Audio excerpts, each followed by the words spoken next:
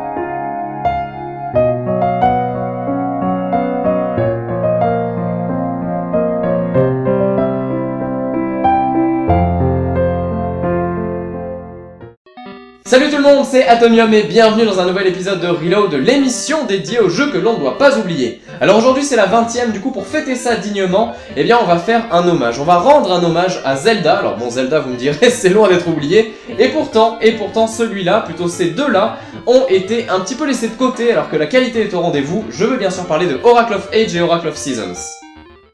Quand vous demandez aux personnes qui vous entourent quel Zelda ils connaissent ou quel Zelda ils préfèrent, vous verrez principalement deux réponses sortir du lot. Ocarina of Time sorti en 1998 sur Nintendo 64 pour ceux qui préfèrent la 3D, et A Link to the Past sorti lui en 1991 sur Super Nintendo pour ceux qui sont plus 2D. D'ailleurs, les plus jeunes joueurs ne connaissent que très peu ces épisodes et ont plutôt en tête The Wind Waker, un épisode qui avait pas mal divisé à sa sortie, mais qu'importe. Revenons un peu dans le temps et intéressons-nous à cette brillante console qui était la Game Boy Color sortie dès 1998 pour le plus grand plaisir des joueurs nomades. Pour assurer les ventes, Nintendo avait annoncé la présence d'un nouveau Zelda intégralement en couleur, sauf que manque de bol, il s'agissait en fait d'un remake de Link's Awakening que je vous avais présenté dans le Reload épisode 7.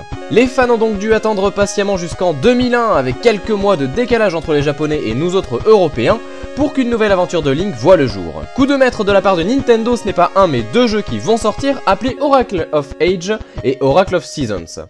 Allez, pour commencer, on va s'intéresser à Oracle of Seasons.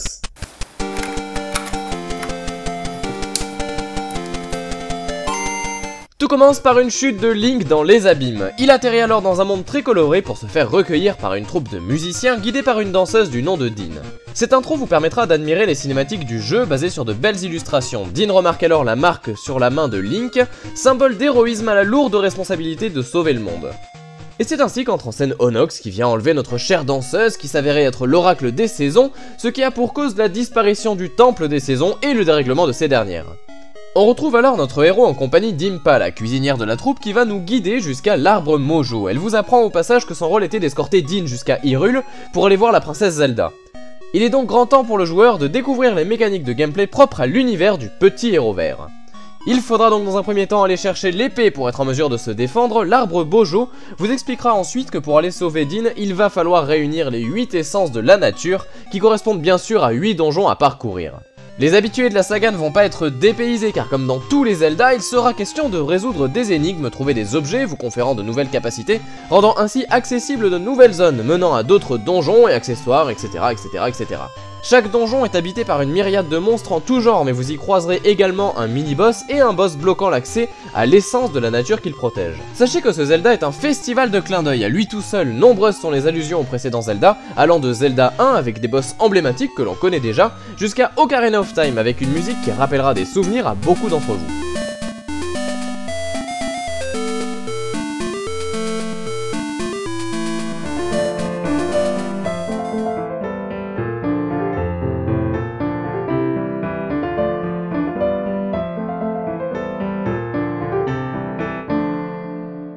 En plus de tout ce qui fait le charme des Zelda, Oracle of Seasons dispose de quelques atouts clés dans le gameplay et l'univers du jeu.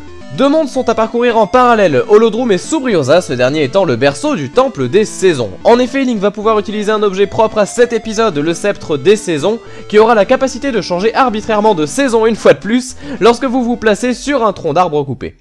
Idée brillante qui va donc vous faire porter 4 regards différents sur la carte du jeu, donnant lieu à de nombreuses heures de recherche pour dénicher tous les quarts de cœur et les graines gacha qui vous permettent d'obtenir quelques objets. Il y a également un système d'anneaux pouvant être équipé qui confère à Link quelques attributs supplémentaires. Autre bonne idée, il sera possible de vous déplacer à dos de plusieurs monstres aux capacités diverses et variées. Il sera donc possible par exemple de faire d'immenses sauts en compagnie de Ricky. Enfin, à l'instar de Link's Awakening, le joueur aura une quête annexe d'échange d'objets qu'il faudra compléter tout au long de l'aventure pour accéder à l'épée noble sacrée. Une fois le jeu terminé, vous obtiendrez un mot de passe qu'il faudra rentrer dans votre deuxième cartouche. Alors bien sûr, ça marche dans les deux sens, et donc je vous conseille de ne pas faire les jeux simultanément, mais bien l'un après l'autre. On se lance donc dans une nouvelle aventure, Oracle of Age. Attention les amis, ne comparez pas les liens entre les jeux Oracle of Age et Oracle of Seasons et Pokémon Rouge et Bleu. Il s'agit bien ici d'une toute autre aventure. Vous démarrez cette fois-ci aux côtés de Neru, Oracle des Âges, qui est elle dans le monde de Labyrina et qui va bien évidemment se faire enlever elle aussi. Veran, sorcière des ombres, va intégrer le corps de Neru et Link va donc devoir aller la libérer. Il va pouvoir cette fois-ci utiliser une harpe pour voyager dans le temps, ainsi ses actions dans le passé auront une incidence dans le futur. On retrouve sinon le même système de jeu, seule l'histoire et l'univers changent, un tout autre jeu en somme. Lorsque vous terminez les deux jeux l'un à la suite de l'autre, vous aurez accès à un donjon bonus et donc au vrai boss de fin de cette longue épopée, Ganon. Sans vous dire comment ni pourquoi, je peux vous assurer que la vraie fin de ces jeux est épique à souhait et qu'elle ravira tous les amateurs des Zelda. Alors pour la petite anecdote, sachez que c'est Capcom qui a développé les jeux en collaboration avec Miyamoto. À la base on devait en avoir 3, axés sur chacun un axe de la Triforce. Finalement, eh bien on n'a pas pu avoir ça, donc c'était à la base la force, la sagesse et la bravoure. Donc on avait dans le premier jeu un gameplay qui reposait sur les saisons, sur le deuxième c'était un gameplay qui reposait sur les âges, donc jusque là on connaît, et le troisième c'était censé être sur les couleurs, voilà, donc reposant bien sûr sur les capacités de la Game Boy Color. Finalement celui-là on ne l'a pas vu tout simplement parce que c'était beaucoup trop compliqué à mettre en place. Imaginez 3 jeux qui étaient liés entre eux, donc quand on en finissait un, ça avait une incidence sur l'autre, etc. Ça commençait à faire assez colossal comme projet. Finalement ils se sont limités à 2 et c'est ainsi que sont nés Oracle of Age et Oracle of Seasons. En plus des jeux sont sortis quelques mangas en lien direct avec les deux jeux, de qualité plus que discutable, ils auront au moins le mérite de faire du fanservice. Par la suite, la Game Boy Advance suivra exactement le même chemin que sa grande sœur, avec dans un premier temps un remake de A Link to the Past qui sortira en fin 2003, proposant en plus du jeu original une aventure parallèle, jouable en multijoueur appelée Flower Swords. Enfin sortira en 2004 The Legend of Zelda The Minish Cap, visuellement très réussi, avec un gameplay reposant sur la taille de notre héros qui pourra alors se transformer pour accéder à un monde dans le monde, celui des Minish. Et voilà, vous savez maintenant ce qu'il vous reste à faire si vous aimez la saga des Zelda et si vous n'avez pas un agenda de gamer trop chargé. Donc découvrez ou redécouvrez Oracle of Age et Oracle of Seasons, car la qualité est au rendez-vous et surtout ce sont des jeux que l'on ne doit pas oublier.